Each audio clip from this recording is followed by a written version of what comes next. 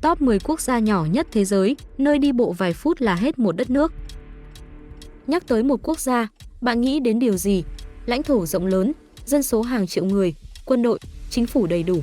Nhưng sự thật là, trên trái đất này có những quốc gia nhỏ đến mức bạn đi bộ vài phút là đã ra biên giới. Có nơi bé hơn cả công viên, có nơi chỉ vài người sinh sống, thậm chí nghe xong bạn sẽ phải tự hỏi, cái này cũng được tính là quốc gia à? Trong tập này, hãy cùng Cõi Lạ TV khám phá 10 quốc gia nhỏ nhất hành tinh, nơi mỗi cái tên xuất hiện đều khiến bạn bất ngờ hơn cái trước. Càng xem càng khó tin, càng nghe càng thấy kỳ lạ. Đừng quên đăng ký kênh và nhấn thích để không bỏ lỡ những điều kỳ bí và độc đáo nhất trên thế giới nhé.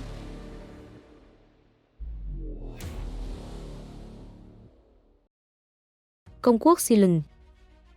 Ngoài các quốc gia có chủ quyền, thế giới còn tồn tại một quốc gia tự xưng mang tên Công quốc Ceylon.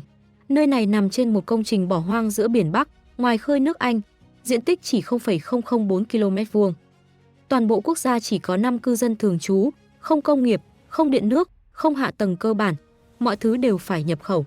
Điều đặc biệt là, chỉ cần trả khoảng 30 bảng Anh, bạn có thể được cấp giấy công nhận là công dân Ceylon. Một quốc gia siêu nhỏ, tồn tại lưng chừng giữa thật và giả. Nếu là bạn có dám gia nhập không? Maldives. Mỗi mùa cao điểm, Maldives luôn xuất hiện trong danh sách những điểm đến hot nhất thế giới. Tuy nhiên, ít người biết rằng diện tích đất liền của quốc gia này chỉ 298 km², còn lại hơn 99% lãnh thổ là đại dương. Dân số Maldives vào khoảng 557.000 người. Thủ đô Male chỉ rộng 1,9 km², được xem là thủ đô nhỏ nhất thế giới. Do quá chật hẹp, sân bay quốc tế phải xây trên một đảo khác. Nhiều người còn đùa rằng ở Male, chỉ cần đạp ga mạnh một chút là hết thành phố.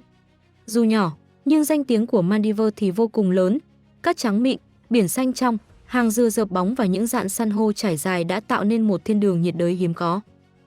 Mỗi năm, hàng chục triệu du khách đổ về đây, giúp ngành du lịch đóng góp khoảng 35% GDP và con số này vẫn đang tăng. Tuy nhiên, Maldives không hẳn là nơi lý tưởng để sinh sống lâu dài. Diện tích nhỏ khiến việc làm và tài nguyên hạn chế, nền kinh tế phụ thuộc nhiều vào nhập khẩu. Trước năm 2011, Maldives từng thuộc nhóm quốc gia kém phát triển. Những năm gần đây, nhờ du lịch, GDP bình quân đầu người tăng mạnh, cao nhất khu vực Nam Á, nhưng cơ sở hạ tầng vẫn còn nhiều hạn chế. Người dân Maldives chủ yếu theo đạo Hồi, văn hóa truyền thống vẫn khá bảo thủ. Nếu để miêu tả quốc gia này, có thể nói là đẹp mê hoặc, quyến rũ nhưng không dễ sống. Du lịch thì tuyệt vời, còn định cư thì cần cân nhắc kỹ.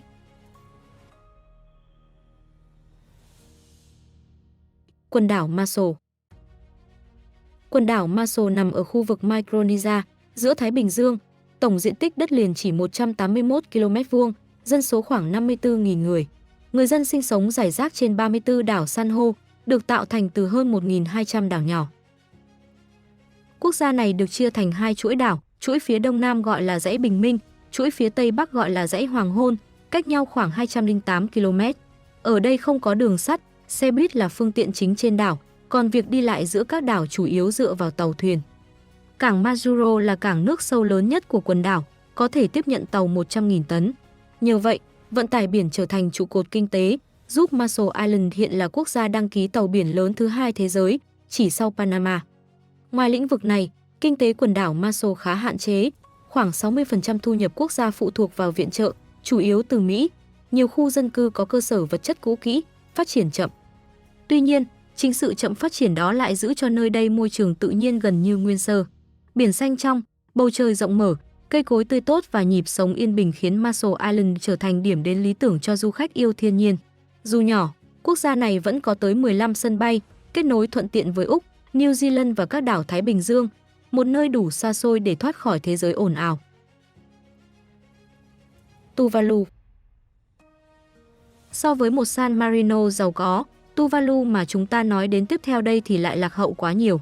Tuvalu là quốc gia được hình thành từ 9 nhóm đảo san hô hình vòng tròn nhỏ, trong đó có 8 hòn đảo có người cư trú.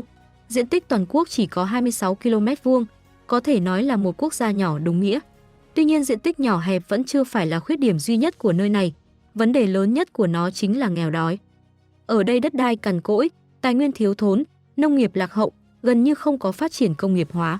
Cư dân địa phương sống bằng nghề đánh bắt cá và trồng dừa, chuối, khoai môn, vân vân, kiếm tiền vô cùng ít. Năm 2023, tổng giá trị sản xuất của Tuvalu chỉ có 60 triệu USD, GDP đầu người chỉ có 5.720 đô la Mỹ, tụt hậu xa trên toàn thế giới. Cho nên từ năm 1986 bắt đầu, Tuvalu đã bị đánh giá là một trong những quốc gia kém phát triển nhất thế giới. Nếu nói các quốc gia khác dù diện tích nhỏ hẹp nhưng vẫn dựa vào ngành du lịch để phát triển kinh tế, thì Tuvalu là một nơi chim không buồn đậu, gần như không ai muốn đặt chân tới. Hơn nữa hiện nay Tuvalu đã không còn kịp để suy nghĩ xem có người tới du lịch hay không nữa rồi. Quốc gia này sau này còn có thể tồn tại hay không mới là một vấn đề. Địa thế của Tuvalu cực kỳ thấp, điểm cao nhất chỉ cách mực nước biển khoảng vài mét. Trong xu thế toàn cầu ấm lên, mực nước biển dâng cao như hiện nay, Tuvalu đã vô cùng nguy kịch. Có chuyên gia dự báo, sau 50 năm nữa Tuvalu có thể sẽ có một nửa diện tích đất đai bị nước biển nhấn chìm, qua 100 năm nữa quốc gia này có thể không còn tồn tại. So với các nước nhỏ khác, Tuvalu thực sự là một quốc gia không được số phận ưu ái.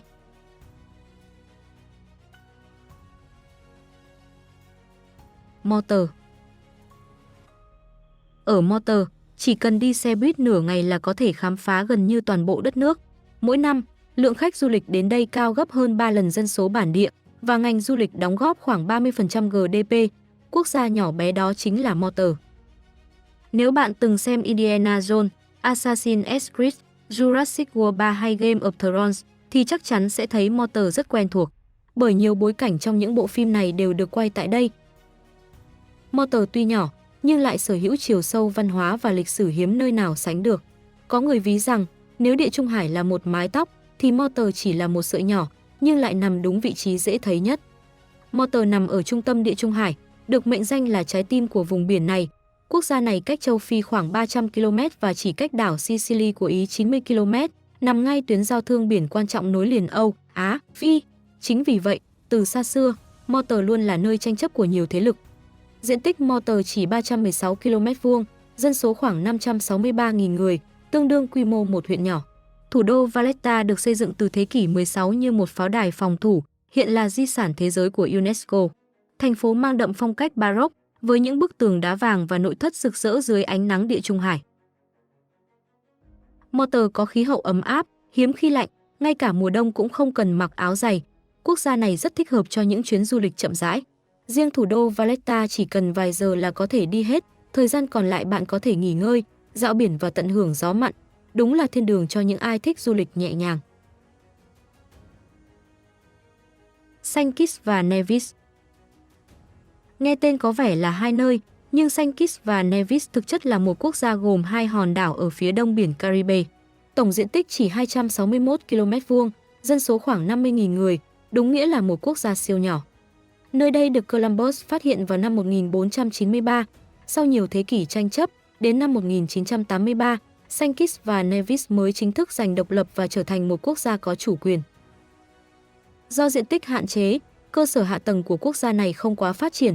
Tuy nhiên, họ đã tìm được hướng đi riêng nhờ du lịch và chương trình nhập tịch.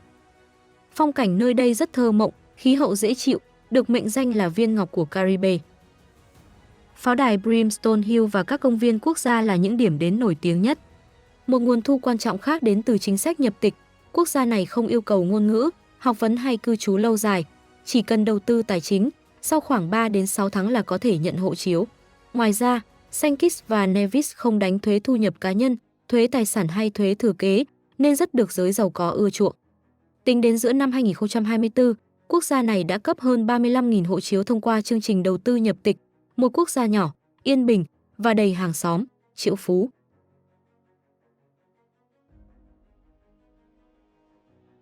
Liechtenstein. Liechtenstein là một quốc gia rất đặc biệt, diện tích chỉ 160 km², dân số khoảng 40.000 người, nhưng lại thuộc nhóm quốc gia phát triển hàng đầu thế giới. Liechtenstein nằm giữa dãy Alps và thung lũng sông Rai. Đây là một trong hai quốc gia nội lục kép duy nhất trên thế giới, nghĩa là không có biển, và các nước bao quanh như Thụy Sĩ và Áo cũng đều không giáp biển. Xét về địa lý, gần như không có lợi thế. Quốc gia này được thành lập năm 1719, khi Hoàng đế La Mã Thần Thánh hợp nhất Vadu và Schellenberg thành công quốc Liechtenstein. Sau nhiều biến động, đến năm 1866, Liechtenstein mới thực sự độc lập. Từng trải qua chiến tranh và bất ổn, Liechtenstein hình thành chính sách trung lập tuyệt đối, tránh xa xung đột quốc tế. Đồng thời, quốc gia này áp dụng thuế suất thấp, thu hút doanh nghiệp và vốn đầu tư nước ngoài. Nhờ đó, nền kinh tế phát triển ổn định trong thời gian dài. Dù là một trong những nước ít dân nhất châu Âu, GDP bình quân đầu người của Liechtenstein vẫn đạt khoảng 60.000 euro. Cuộc sống chất lượng cao, môi trường trong lành và hệ thống phúc lợi tốt khiến nơi đây rất đáng sống. Vào mùa đông, dãy Alps phủ đầy tuyết trắng, biến Liechtenstein thành điểm đến lý tưởng cho các môn thể thao mùa đông. Quốc gia nhỏ bé này chứng minh rằng diện tích không quyết định đẳng cấp. San Marino.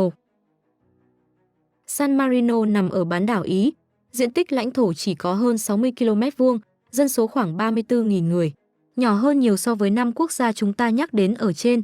Tuy nhiên nó lại là quốc gia cộng hòa lâu đời nhất hiện còn tồn tại trên thế giới. Năm 301 sau công nguyên, một người Công giáo tên là Marino đến từ đảo Ram phía bắc Dalmatia, để trốn tránh sự bức hại của hoàng đế đế quốc La Mã đối với những người theo đạo Thiên Chúa, đã sáng lập ra San Marino.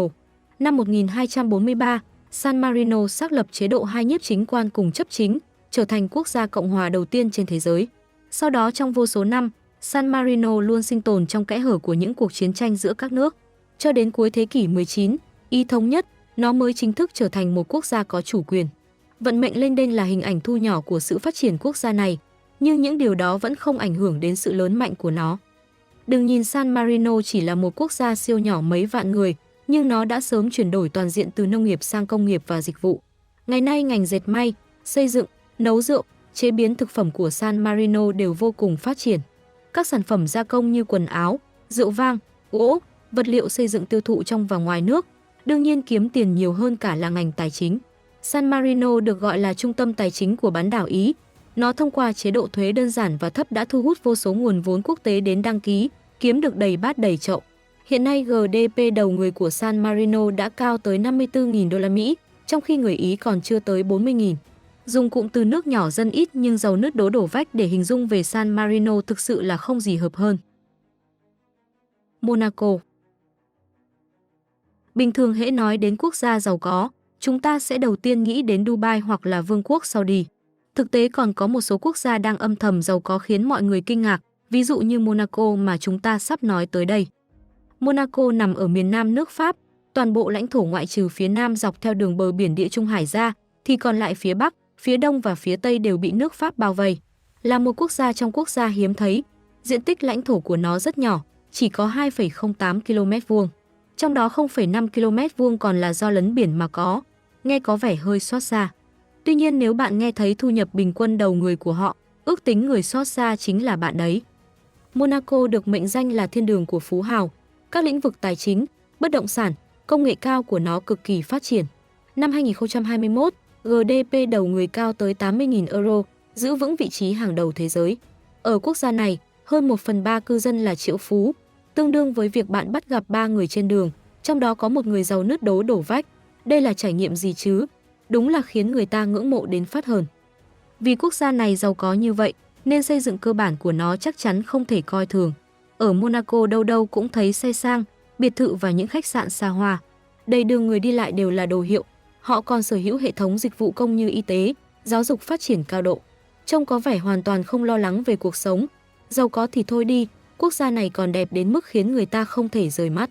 Khí hậu ấm áp ẩm ướt và phong cảnh biển xinh đẹp đã trở thành nhãn mác của quốc gia này. Mỗi năm đều có vô số người tới đây cảm nhận phong cảnh bờ biển lãng mạn. Ở đây thường xuyên tổ chức các cuộc đua du thuyền.